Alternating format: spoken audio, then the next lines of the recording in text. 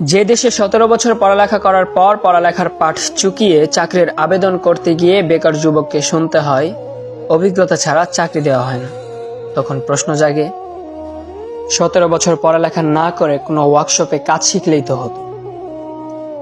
যে দেশে পাশ করার 4 বছরের মধ্যে বিয়ে করতে গেলে পাত্রীর মা প্রতিষ্ঠিত পাত্রের দোহাই দিয়ে বিদায় করে দেয়, তখনও প্রশ্ন আসে 17 বছর পড়ালেখা না করে ব্যবসার চিন্তা করলেই তো হতো, কারি কারি টাকা থাকতো।